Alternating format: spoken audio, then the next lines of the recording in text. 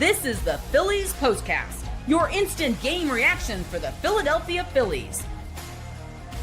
Part of the Locked On Podcast Network. Your team every day.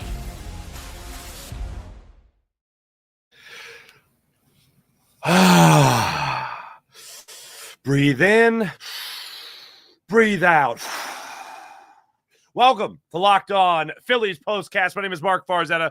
It is fantastic to have you along for the ride after your Philadelphia Phillies come away with a 7-6 come from behind victory despite being up 5-2 in the top of the ninth inning to beat the Washington Nationals 7-6. And I'm going to just say this. Let's just acknowledge something. I'm going to acknowledge something right out of the gate. Here's what I'm acknowledging right out of the gate. This is what I'm acknowledging. I'm acknowledging how lucky the Phillies were in that ninth inning to win that game. Alec Boehm was toast at the plate. Toast. But Ruiz just, he short-armed it a little bit. Actually, a good play. Probably the best play Cruz has ever made in his big league career. He makes a great throw home. Ruiz drops it. Alec Boehm, who I think would just barely edge out Nick Castellanos in a foot race, he scores on the plays of the game's tied. And then Bryson Stott, chef's kiss. Great at bat. Gets the pinch hit appearance in the game here. Gets a great at bat there in the bottom of the ninth inning. Comes around, ends up scoring on the wild pitch. And you get a walk-off wild pitch victory in a wild game itself against the Washington Nationals. And if you love alliteration, that's a great title. If you just like exciting baseball, this is pretty exciting. Although the extreme agita this game induced, other than that, Phillies won. Let me just say, I don't want to see, I haven't seen anybody in the comments say this yet. I haven't seen anyone say this, not a one. But a lot of times people will say, a win is a win. Maybe you're watching this right now. Maybe you're just checking out the show for the first time, right? And you're going, win is a win. What are you complaining about? A win to me is never just a win. Like, that is the most boring. If a win was a win, then no one would listen to any post-game shows or anything like that, any post-cast of it. A win is never a win. You always want to break it down. That was some really dumb pitching and really dumb fielding in that top of the ninth inning. Jose Alvarado helped the bases be loaded in his eighth inning. Johan Rojas, who homered in the game, good on you. Ended up getting credit for a sac fly RBI to help tie the game. Good on you. But how you misjudged two different balls hit at you in center field when your claim to fame, your no doubt about it ability to be a big league ball player is your defensive ability, and your issues, we'll call it, in center field tonight led to, I believe it was 12 more pitches by Zack Wheeler in the first inning. And at the time I thought, wow, Johan Rojas just loves getting in the way of Zack Wheeler getting a win, or Zack Wheeler lasting longer in a game. Remember, it was also him and Edmundo Sosa in Atlanta with Johan Rojas just being like, well, I thought you had the ball. You were saying something. Whatever. I think that's a perfect impression of Johan Rojas. Anyway, then he lets the ball go over his head today in center field when Zack Wheeler was in the game, when there was already 2 outs in the inning. He should have been out of it. He wasn't. Then Trea Turner also decides to throw the ball away there in the ninth inning to not help out Orion Kerkering. It was defensive ineptitude. And 5-2 is about as close as this game ever should have been. And the Phillies said, hey, you know what? Let's be nice hosts to the Nationals. This is game one. Let's dangle a little carrot and make sure they think they're in this one. And a little too kind for my liking. Some things I did love about this one that had no luck whatsoever was all about what you saw from at the plate. Trea Turner, a 4-hit night after a 3-hit night in Chicago to round out that series. Another RBI for him. 2 runs scored for him. You like to see that. Again, let me just separate again. Trea Turner, the hitter, versus Trea Turner, the fielder. Right now, I love Trea Turner at the plate. Oh, I can't stand him in the field. Not even. And he actually made one good play earlier in the ball game and then made up for it later. But as the game went on today, I just had this sneaky suspicion that even when the Phillies took their lead, and even when the Phillies added on to it and got up 5-2, even though they built that lead, just something seemed like it was too easy. Jose Alvarado helped push that away, the way he was able to get out of that 8th inning jam, bases loaded, no out situation. And then Orion Kerkering just said, I'll make sure we keep something going here to give you guys something to talk about when it comes to the bullpen in a negative way. And that's what you saw from Orion Kerkering. Look, was it all his fault? No, it wasn't all his fault. Orion Kerkering has enough trouble getting 3 outs in an inning. Johan Rojas and Trea Turner made him get 5 outs in that inning. I would go ahead and say that don't do that too many times with Orion Kerkering. But anyway, welcome in to Locked On Phillies Postcast and the longest open I think I've ever done. This is the Locked On Phillies YouTube channel. I have you covered for each and every postcast. Also, programming note while I'm there. This weekend, Friday, Saturday, Sunday, no postcasts. I'm on a little weekend getaway vacation. Hopefully I can catch a little bit of a game, maybe chime in on social media, but no postcasts. I'm abandoning you this weekend. I apologize. A little family trip that we take every year, and it's just that time. So I won't be here for the Diamondbacks series mostly. So I got you covered mostly for your Locked On Phillies postcast. Connor Thomas has you covered for your Locked On Daily Phillies podcast. So make sure you guys are covering that, and make sure you guys are liking and subscribing to Locked On Phillies YouTube channel. Let's start it off with 3 big things. Number 1, first and foremost, Bryson Stott, the aggressiveness and the know-how. He said after the game, and hopefully his finger's okay. He said, and I was able to catch while I was putting all the new graphics together after the game, I was able to catch a little bit of his post-game interview, and he got his hand stepped on after he scored the game-winning run. What the heck, people? He said, they asked him, are you going to be okay? How's the hand? He goes, we'll find out in a little bit. So hopefully that's nothing serious. I'll keep my eyes peeled for social media there to understand what's going on in that situation. But he comes in that game, gets the at-bat there in the 9th inning, works a full count. As I always say, and I'll reiterate now, there is nobody in baseball that is less afraid of an 0-2 count than Bryson Stott. Doesn't fall into one in this particular situation, but does go down in the count. I think 1-2 at one point. He's able to battle back in that at-bat and work the walk. So you love to see that from him. And then he ends up scoring the game-winning run thanks to his attention at third base. He said after the game that Dusty Wathan did tell him to make sure you get a big lead after the throw, after the pitch, so you could be ready to be aggressive, and that's exactly what he was. And Ruiz wasn't able to toss to Finnegan there, everyday Finnegan, in the bottom of the 9th inning to try to close it out. And Bryson Stott, thanks to his heads-up play, good base running there, and getting on base, working that walk to make a first and second with nobody out situation for the Phils. Good hustle to him on all of that. Bryson Stott, a little bit of play in this game with a ginormous impact. So I'd love to see that for him. Number 2, Alec Bohm. Struggling a little bit in tonight's game, to say it, to put it the absolute least. Let's take a look at his numbers real quick. Alec Bohm in tonight's game, that hit that he had to right field was the only hit he had on the night. He's now up to 221 on his batting average with a 252 on base percentage. And that's not good. But clutch situation for him. The 9th inning, gets the leadoff man on. So now you got the tying runner on base. He's able to make it to second base. And then later third. After the Bryson Stott walk, he makes it to second. He's able to tag up, hustle over to third base. He gets there. And look, he was hustling his butt off to get home. Was he dead to rights? He was dead to rights. If I'm Dusty Wathan, I ain't sending him on that. I don't have a fleet of foot Alec Bohm. I don't have a fleet of foot runner there at third base. But Bohm got on base to get everything started. So I give him a lot of credit. Number 3, I'm going to go with 2 arms in this game. Number 1 is Zack Wheeler. Zack Wheeler, 6 2/3.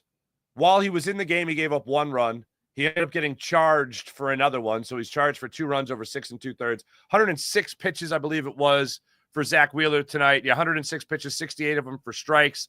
7 strikeouts, 1 walk, 5 hits. And you can't get this guy his 3rd win of the season? Come on.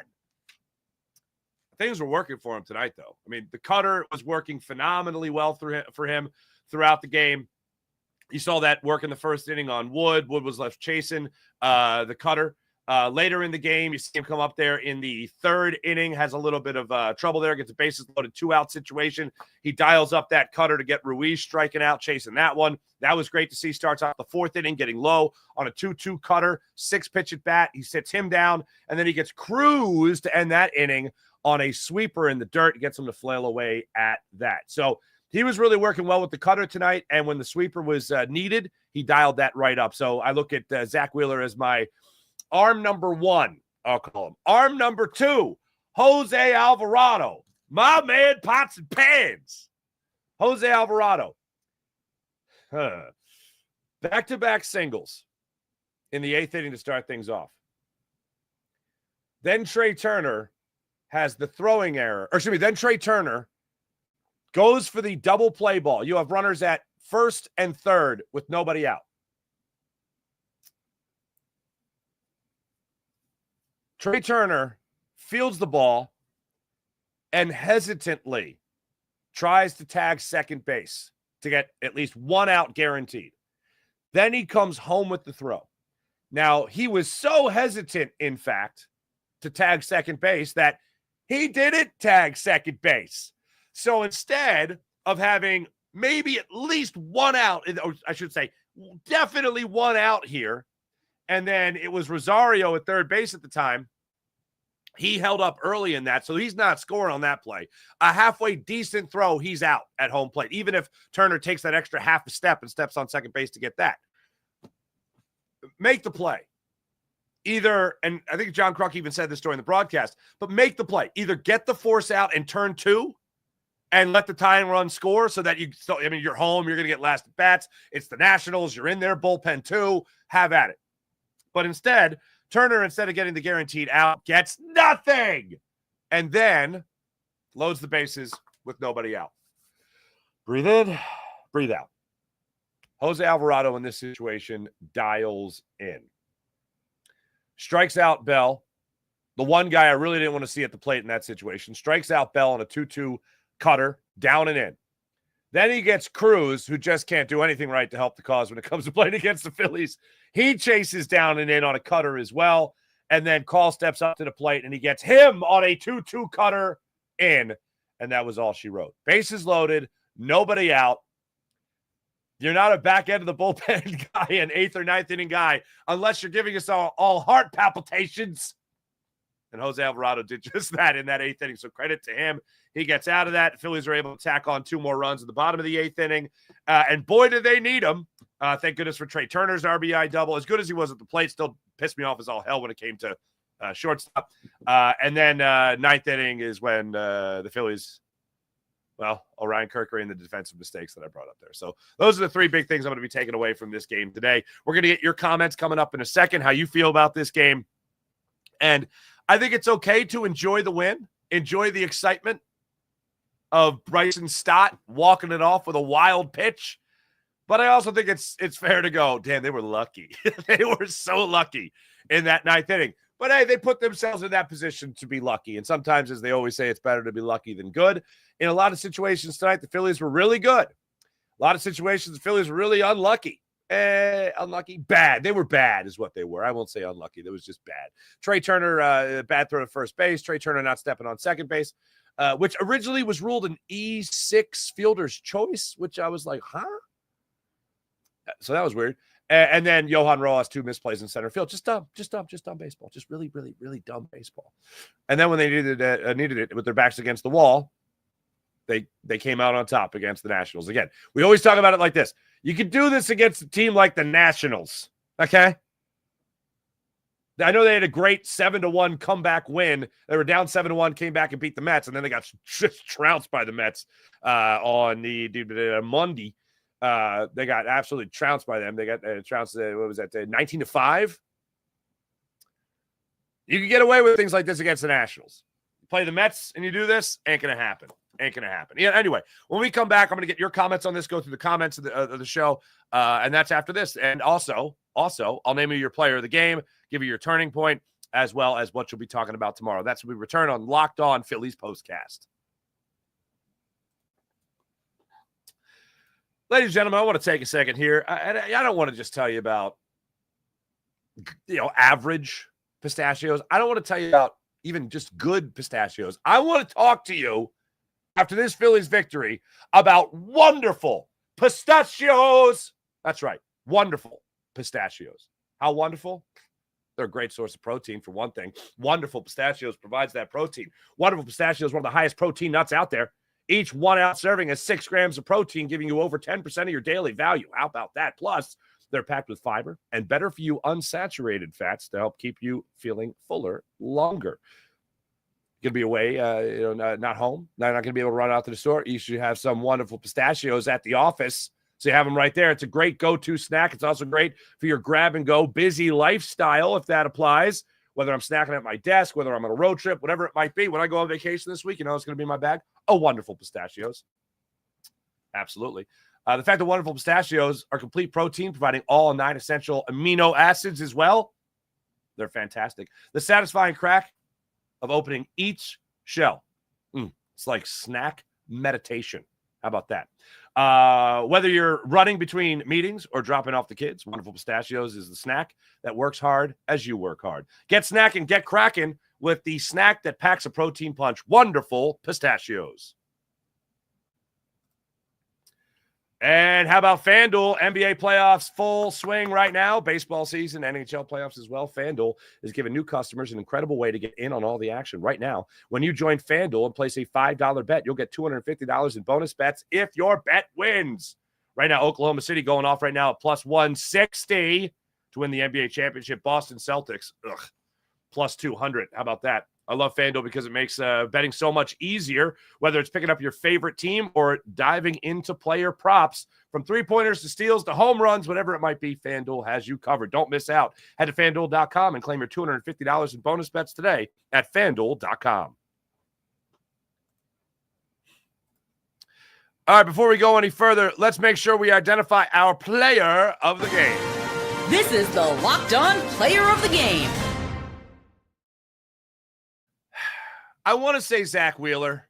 Now, I want to say Trea Turner, but I can't do either because it felt like Bryson Stott really changed the outcome of the game. Look, Kyle Schwarber hit a home run, his 8th of the season. It was a 2-run home run first inning, helped to get things started off on the right foot for the Phils. Johan Rojas even hit a home run today, and man, that was a shot. That was about 420 feet, 415 feet center field. 412 feet, excuse me. 412 feet center field. Gave it a Phillies 3-0 lead. But Bryson Stott's the guy that makes the magic happen. I honestly, it's not just because he's second base. I just feel like he's such a heads-up player. I really feel like I'm watching Chase Utley reincarnate. I feel like I'm watching a faster Chase Utley out there. The power's not there, I understand. But just in terms of always his head in the game, always the focus, always thinking of how he can help the team, great at bats.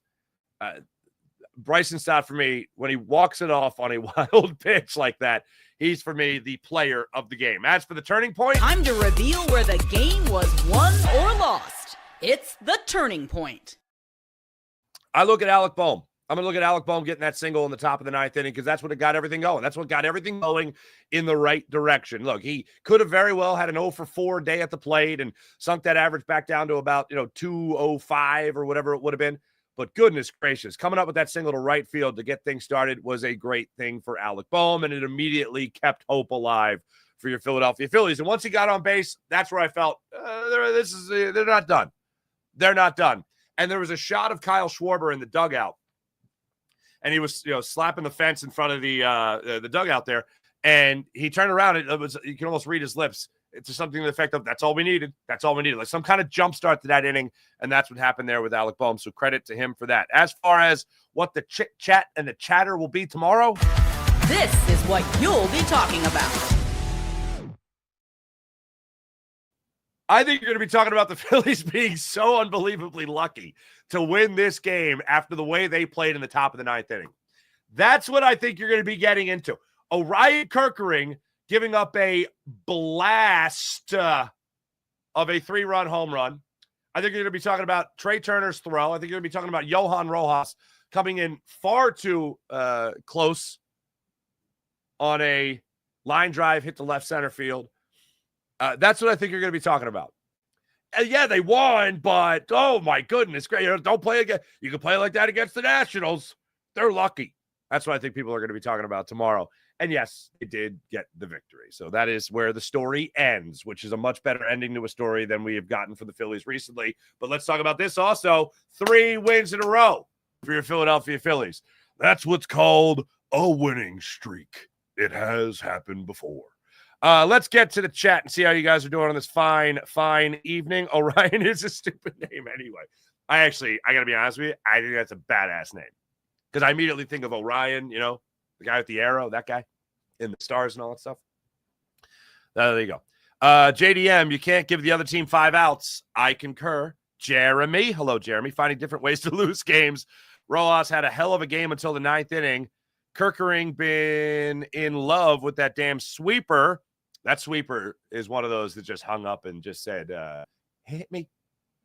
Like, as it was coming in, I think I heard the ball say to Lowe. I think the microphones on the field picked it up. I think it said to Lowe, Mr. Lowe, just hit me out of the park. Bam! And that ball was gone just like that. Polar Buck, what's popping? I have no words. Wait, I do. Rojas and Turner left their defense at home, and our bullpen needs a timeout. Bad. And doth my eyes deceive me? Bryce Harper bunted? That's something we didn't talk about. Yeah, he did bunt. And it actually worked out. What was it? 8th inning. 8th inning, he bunted. Still fighting the allergies. Mark K. Hello.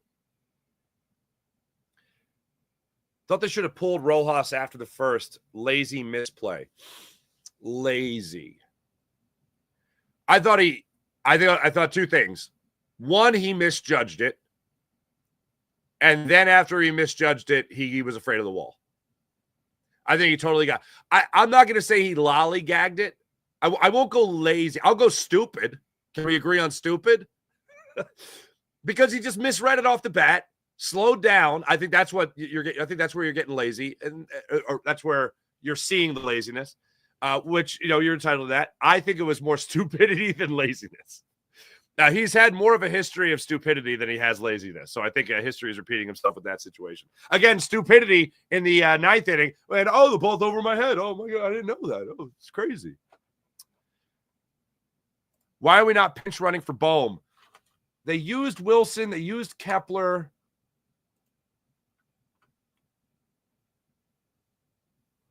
Stott was on the bases. Trying to think who would have come in. That's a good idea. I don't know why they didn't pinch run for both. Sosa had already played. Hold on. Let's go through the list. This is a good question, Jeremy. Thank you. Wilson played. Stott was in. I'm trying to think who's on the bench that's faster than Bohm. That's a good question. Wilson played. Yeah, it's a good question. It's legitimate. What else do we have here? Graham. Tried so hard to lose that game. Still not sure how to assess this team. So hot and cold in all facts. Hey, 3 in a row. Evelyn, crappy defense, crappy pitching. But what an 8th and 9th. Alvarado getting out of that. Bases loaded with 3 strikeouts was incredible. All hail to my man Stott. What a game-winning slide. All over it. Graham, hello. Tired sort of lose that. Yes, they did try to sort of lose that game. They played Washington. All you need to know. There you go. Philly and 8. I'm frustrated, but how much worse if we come out of it with the L? Yeah, you're right. I know. I like the W. I'm happy about it. The W is why I am not activating full rage mode right now. I can laugh at the stupidity and enjoy the W being chalked up. You know what I mean? Bandman 100. Alvarado has taken more years off Phillies fans' lives than all the beer ever served at CBP, I swear. That was a great line by John Kruk right at the end of the game when he said, that's why they serve beer at the ballpark, Tom. William Phillips, hello. Winning teams find ways to win. Kerkering doesn't seem confident. Why don't will they send him down? I don't know. That's a good question. Just Patrick Rojas fielded the Dominican League in the winter. Yeah, funny. Kruk said something interesting about getting used to the winds at Wrigley Field. Look, not an excuse. All right, I believe I've referred to this already several times as stupid play. But Kruk did say something interesting that, if you're not a player, you don't think about it, because I've never played at Wrigley Field. Spoiler. I've been there, and I haven't been like, oh, man, this wind is really hurting how I'm trying to drink my beer. That doesn't happen. But I've never tried to field a fly ball in center field. So Kruk was saying maybe he was thrown off a little bit by being used to playing in Chicago for the last 3 games. That sounds like excuse city, but again, I've never played there, so I'm just pointing out what Kruk said. Ashley, hello, Ashley. Gotta love that star defense up the middle. Help give the lead in the ninth inning. It's a wonder they're above 500. Oh, what? 3 games above 500 now? What are they? 3 games above 500. Smoking hot. Timothy B, what's going on? Hey, Farzetta, Dombrowski. I get what you're doing there. And Stopper had the opportunity to move Turner to second base, but in the infinite wisdom, still decided to keep him at shortstop. He is basically an error waiting to happen. The error started like 2 weeks ago for him again on the season, and it was a young season, so I shouldn't have been so confident. And hey, Trea Turner's actually playing a decent shortstop this year. And you know what? Pardon my sniffling. Where was the third inning? Young hits the ball deep in the hole. Trea Turner's right, makes great ranging play, catches it, gets enough mustard on it to throw him out at first base. So that was a good play he made. And then after that, he wasn't so great. Jake Downs, Stott right now is undervalued among his team sluggers. He's answered the call. Lead off, defensively solid. Absolutely. Will he get Topper's trust against lefties? I'd like to see him get that opportunity. Where's he at right now as far as that average and everything goes with him? Do I have him down there? 373 on base percentage is where he's at right now with a 292 on base, or 292 batting average. 1 run, 1 walk, 1 plate appearance. I'll take that from him. That's pretty good. I'm going to go in the game for a second and immediately have an impact. Bryson Stott. Thank you very much. Bandman, hello. Odd Villain. Is that a Mets cap? Really? In a gladiator helmet? Really? Really?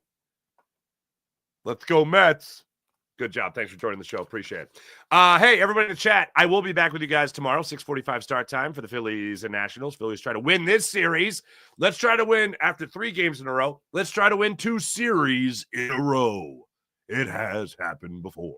Thanks for watching. Thanks for listening. Make sure you guys hit like and subscribe on the Locked On Phillies YouTube channel. Make sure you guys hit like and subscribe as well on the Locked On Eagles YouTube channel, where me, Harry Mays, Jason Martinez, and Louis DiBiase bring you 2 episodes every week of the all-new Eagles Squad podcast. Thanks for watching. Thanks for listening. See you guys tomorrow night.